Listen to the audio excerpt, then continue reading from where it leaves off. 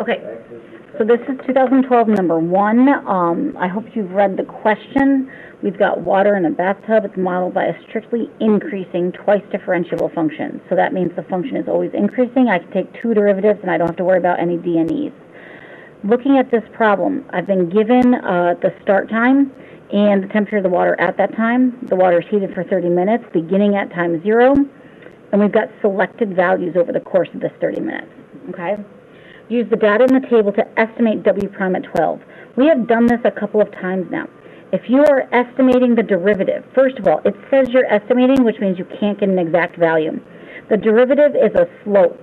So I can't find the exact value of W prime. So what I can do is use the values in the table to try to approximate W prime, the slope, at 12. So see if that gets you going. Make sure you actually do what it says and use the units and interpret that. Okay? So now for part B, I'm going to use the data in the table because, again, that's all they gave me to work with to evaluate this integral right here. What you want to think about is the first fundamental theorem of calculus that I keep drilling you about. When you integrate W prime, what do you get? And then you have to do upper limit minus lower limit. So see what you can do with that and try to work through it. Again, you've only got the table to work with, so your answers have to come from there. If you look at part C, find the average, it tells you that the average temperature of the water is using this formula. You're just using a left Riemann sum with 4 subintervals. So again, you're using the values in the table to set up your Riemann sum.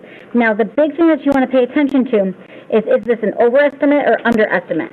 Think about what we've been saying in class the past couple of days and what we need to look at. What information was given to us in that first paragraph that's going to guarantee us an overestimate or an underestimate? That's what you want to think about there.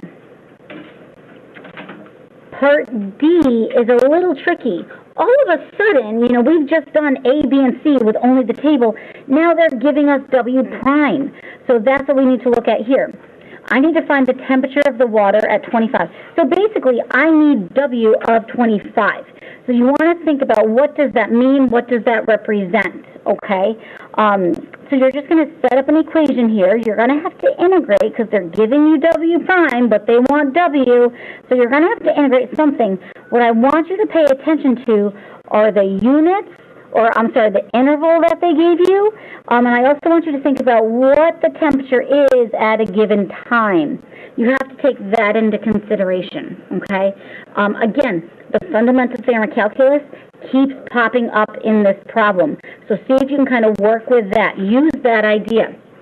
In case we forgot what the first fundamental theorem of calculus is, it says that if I integrate from A to B, f prime of x dx, then I will get f of upper limit minus f of lower limit.